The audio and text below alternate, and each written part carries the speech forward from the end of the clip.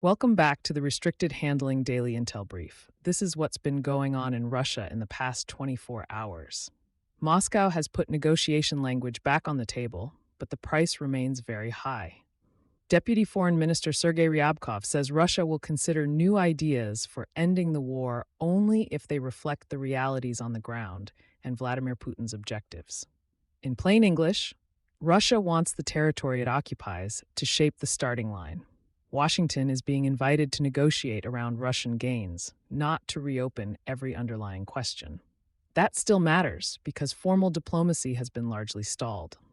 Russia credited the U.S. with a more constructive posture, then placed responsibility for progress on Washington's ability to influence Kyiv and European capitals. The U.S. says it remains committed to mediation, while warning that a quick result is unlikely. So we have procedural movement without a substantive concession. The door is unlocked, but Moscow is still standing in the frame with the same list of demands. Ryabkov also connected Ukraine diplomacy to the post-New START nuclear environment. The treaty expired in February, removing binding limits, inspections, and the notification machinery that helped both nuclear powers understand each other's forces. Russia now says it will observe the old numerical ceilings if the U.S. does the same.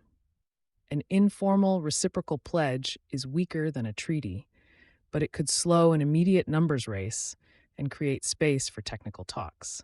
The question for Washington is whether to preserve that narrow guardrail separately from the war. Nuclear risk reduction is valuable even when the larger relationship is hostile. Moscow also benefits from showing that it remains available for strategic dialogue. Any engagement has to avoid turning arms control contact into implied acceptance of Russia's terms for Ukraine. The covert contest is widening, while that diplomacy remains conditional. Russian authorities say they arrested 8 people accused of planning an attack on an enterprise near Moscow and detained another person accused of surveying government buildings and strategic infrastructure. Ukraine had not answered those allegations.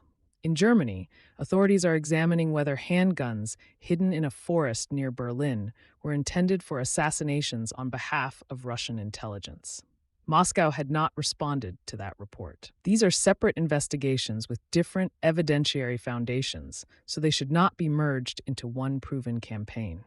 The strategic pattern still matters. Sabotage, reconnaissance, and the threat of covert violence are drawing security services farther into the war across national borders. The next meaningful evidence will come from charges, court records, named targets, and independently verified command links. The Black Sea is making that separation harder. Attacks on ports, vessels, and grain infrastructure are disrupting cargoes during peak export season. Global wheat prices have climbed sharply since early July, and importers are hunting for more expensive alternatives. Egypt bought more than 4/5 of its first-half imported wheat from Russia and Ukraine. Indonesia also has major cargoes scheduled from the region. When loadings slip, the cost lands on countries that had no role in starting the war. That is strategic leverage through disruption, even when no government announces it as policy. Failed tenders, higher food bills, and uncertain shipping ripple into domestic politics across North Africa, the Middle East, and Asia. Replacement cargoes from Australia, Argentina, or North America can cover part of the gap. They cannot erase the added freight, time, and price. Romania faced the same Black Sea danger from another direction. Its forces destroyed an explosives-laden marine drone near the Neptune deep gas platform after Ukraine said the device was not its own.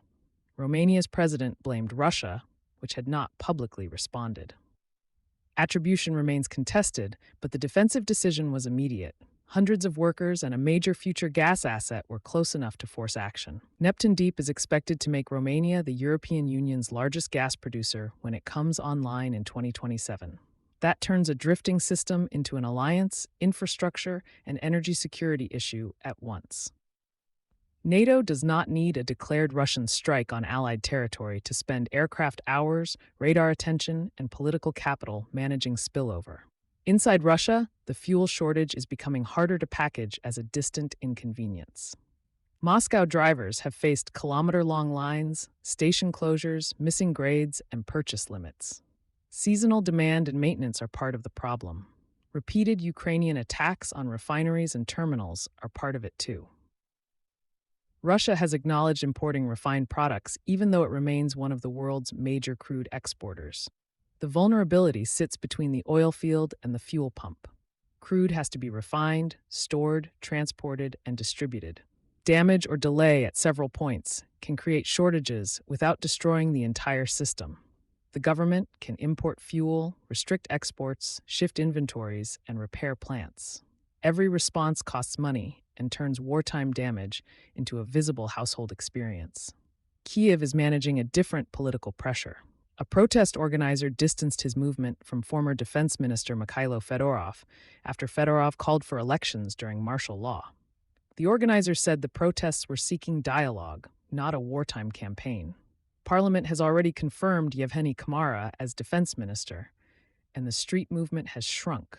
Fedorov is now planning a U.S. trip to raise money for military technology, Ukrainian startups, and a war-related investment fund, according to a person close to him.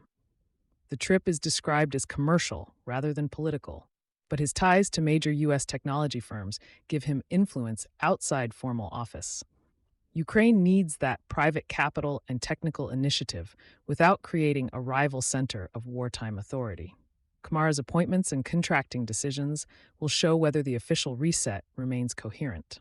The latest attack on Kyiv exposed the military constraint beneath all of this. Russian missiles and drones killed civilians and damaged homes, a school, and a children's medical center. Ukraine said it intercepted most cruise missiles and many drones, but none of the ballistic weapons in the package. The strike reinforced Kyiv's demand for more high-end interceptors, while Ukraine continued targeting Russian fuel infrastructure. The bigger contest is regeneration. Russia wants to exhaust scarce defenses and suppress Ukrainian production. Ukraine wants to degrade the refining and logistics network that sustains Russian operations. Both sides can repair damage. Neither can instantly replace trained crews, advanced interceptors, refinery capacity, or reliable distribution. Russian audiences are getting a tightly controlled version of that picture. Official outlets present negotiation as available on Moscow's terms, describe the Kyiv operation through claimed military targets, and say fuel conditions should improve as refineries return from maintenance. Drone interceptions, warehouse reconstruction, exchange rates, and routine national projects sit around the harder news. The message is steady. Disruption exists, the state is managing it, and policy does not need to change. Watch for working-level contact on Ukraine and any technical step that gives the expired nuclear limits more substance. Track Black Sea insurance, wheat cargo cancellations, and incidents near energy infrastructure. Then measure Russia's fuel problem by duration and geography, not reassurance. Those three lines will tell us whether Moscow is creating diplomatic flexibility or simply buying time while the war's economic reach keeps expanding. Thanks for listening. Keep your maps open, your sources skeptical, and your notifications on. For the written brief, find us at restrictedhandling.substack.com. See you tomorrow.